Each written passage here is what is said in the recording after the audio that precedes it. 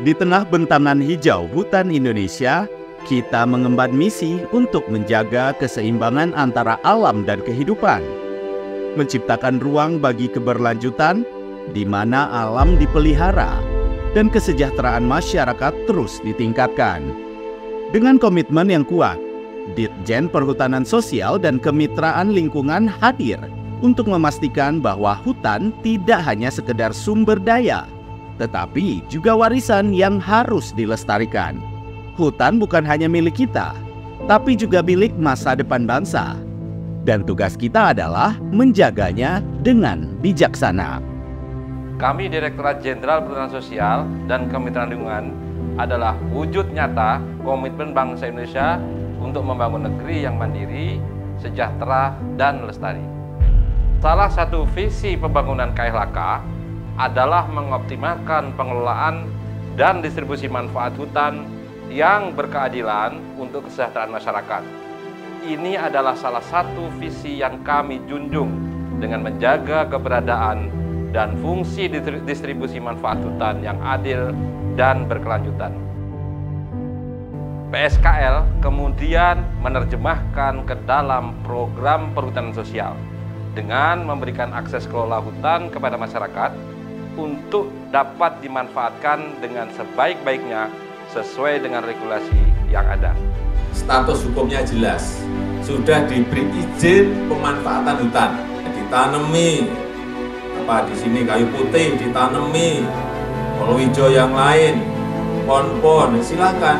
Pada awalnya, KLHK memiliki lahan hutan seluas 400.000 untuk dikelola oleh masyarakat.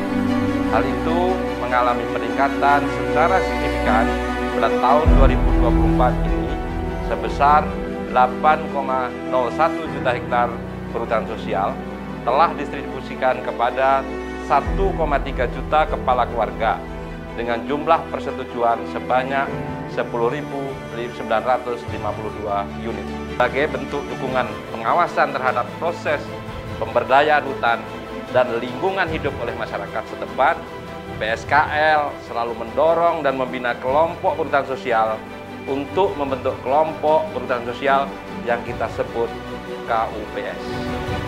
Kelompok Usaha Perhutanan Sosial atau KUPS merupakan bagian dari pemegang persetujuan perhutanan sosial yang akan maupun telah melakukan kegiatan usaha dalam rangka memanfaatkan dan mengelola hutan secara berkelanjutan melalui program perhutanan sosial. Hingga saat ini telah terbentuk sebanyak 14.174 KUPS yang terbagi menjadi 4 kelas.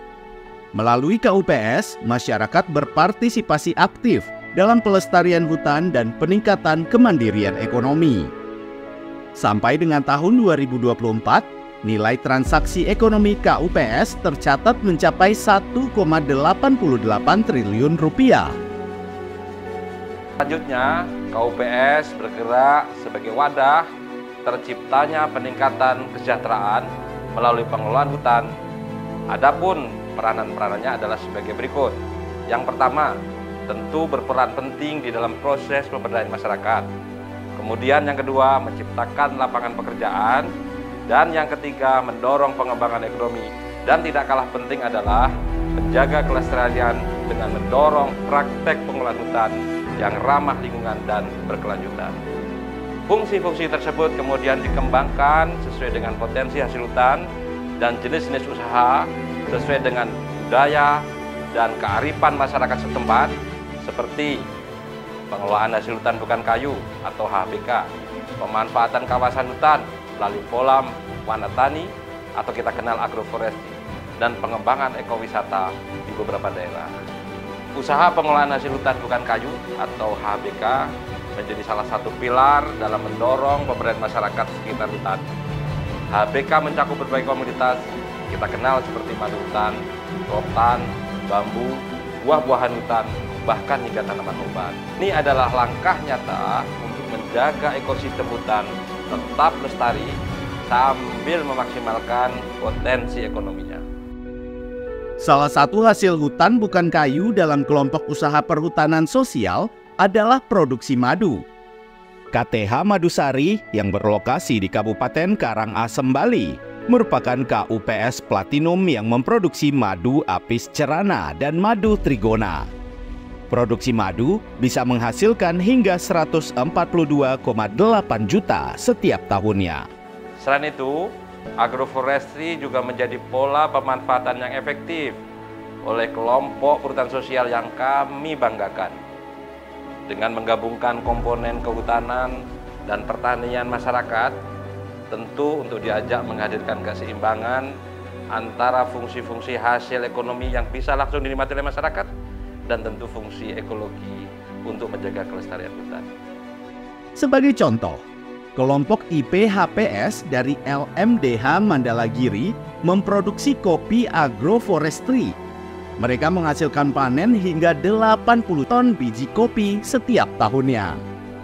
Hasilnya adalah agroforestry hadir sebagai solusi agar berkurangnya deforestasi dan degradasi lahan, sekaligus untuk meningkatkan produktivitas lahan bagi masyarakat di sekitar hutan. Selain itu, ekowisata kemudian menjadi alternatif yang menarik di dalam upaya pengembangan usaha masyarakat dengan menariknya potensi wisata berbasis alam yang melibatkan masyarakat sebagai pengelola wisata berbasis alam.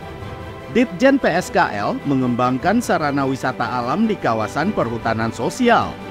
Melalui inisiatif ini, wisatawan dapat menikmati keindahan panorama hutan, mempelajari flora dan fauna di area konservasi, serta mendukung perekonomian lokal melalui pembelian produk-produk hasil hutan yang ramah lingkungan dan tidak merusak ekosistem.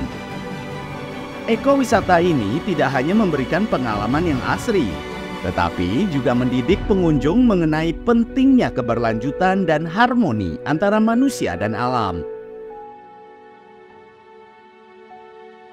Tentunya, usaha-usaha yang dilakukan oleh KUPS ini berjalan berkesinambungan dengan mengintegrasikan aspek ekonomi, sosial, dan lingkungan demi menjaga kesejahteraan masyarakat dan kelestarian hutan.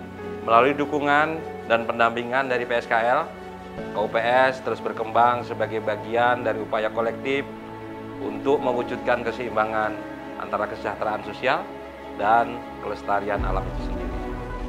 Kami berharap dengan adanya KUPS, pengelolaan hutan oleh masyarakat diharapkan berjalan secara lebih terstruktur dan berkelanjutan. Sehingga apa? Tidak merusak lingkungan, sekaligus dapat memberikan manfaat jangka panjang bagi komunitas. Setiap kerja-kerja kami rancang bukan hanya tentang menjaga hutan, tetapi tentang menata kembali harmoni yang hilang, memberikan kesempatan bagi masyarakat untuk berkembang tanpa mengorbankan keutuhan alam. Jaga kesinambungan kerja-kerja yang berhasil. Jaga lingkungan hidup kita. Jaga masa depan Indonesia. Jaya senantiasa, Nusantara tercinta.